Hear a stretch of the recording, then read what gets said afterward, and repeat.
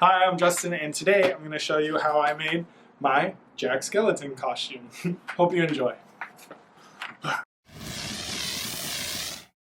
To get the overall shape of Jack Skellington's head, I used a beach ball from the dollar store and paper mache over it with some homemade paper mache mix with flour, glue, and water, and some shredded up newspaper. After the ball was completely dry, it was time to do another layer. I believe I did 3 layers in total, and you want to let that dry completely a day in between. After the layers of paper mache are dry, I traced on Jack's face so that I had something to go off of when I was sculpting the facial features.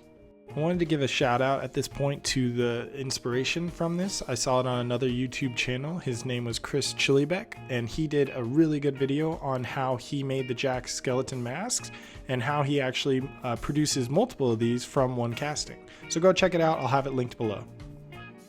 Once you had a rough layout of how the face is supposed to look, I used Model Magic air dry clay. This is a really lightweight clay that gives you a lot of working time. I believe it takes a good 48 hours to completely dry. So you have a lot of time to work with it until you are happy with the result you got on the facial features.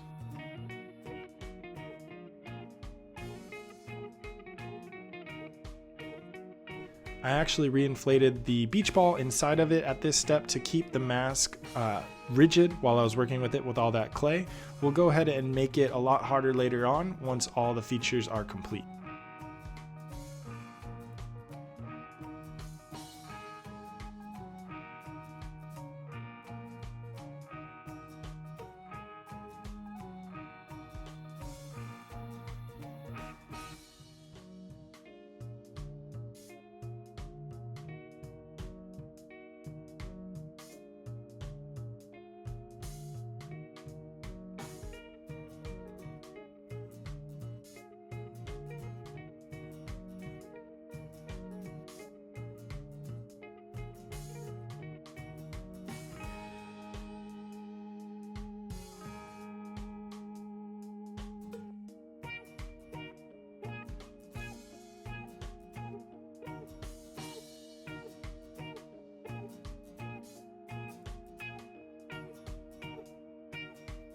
As you can see from the video, I did mainly just use my fingers to shape the eyebrows, the nose, and the eyes, but for the teeth, I wanted something more defined, so I did use a couple of sculpting tools I had lying around.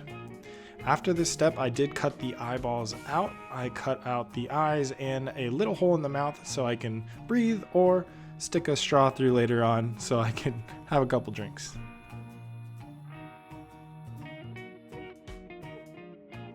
After all the clay was sculpted and dried, I did one last layer of paper mache over the whole mask. This was done with paper towel. I wanted the texture to grip onto the spackle that I'm going to use later to smooth out the whole skull.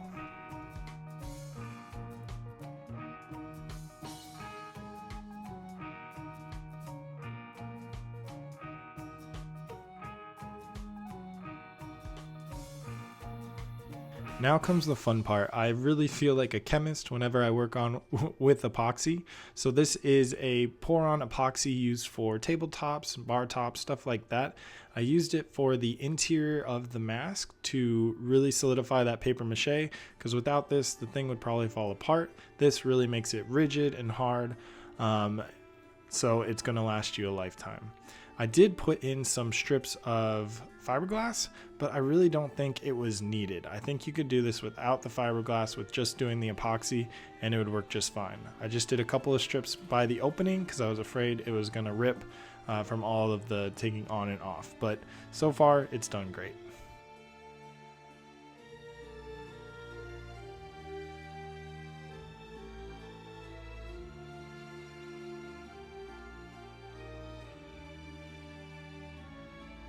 Once the inside epoxy was dry, it was time to smooth out the skull. So I used this pink spackle that is normally meant for walls for filling holes. It goes on pink and then dries white. I smoothed this on the whole skull with a pair of gloves and a little bit of water. So have a cup of water with you and just spread it over the entire thing, smoothing it out as if you were putting icing on a cake.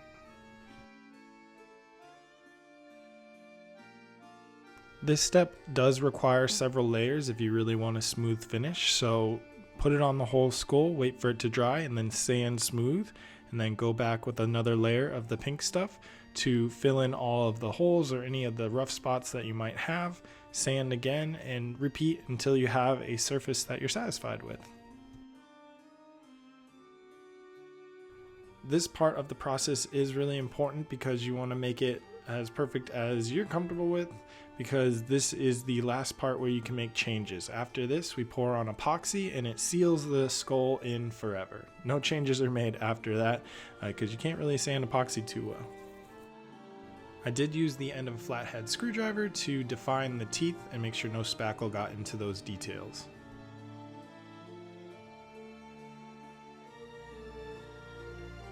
After the final sanding, we moved on to the most satisfying part for me, was putting the epoxy on the outside of the skull. This was getting close to the finish line. So this is pour on epoxy. I used a brush to spread it out and make sure it got all in the details of the mask.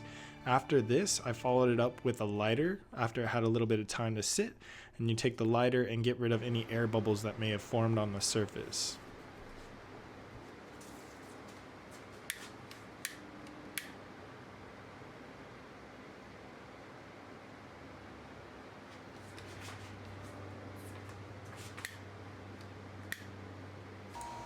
It's turned out so smooth.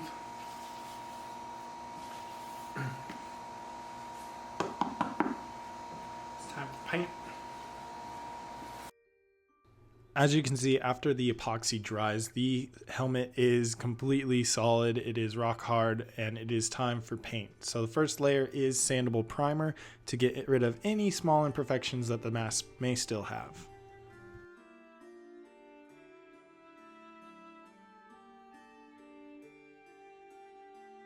Followed up with another light sanding. This is to get rid of any bumps, any imperfections in the mask before the final spray paint of pure white.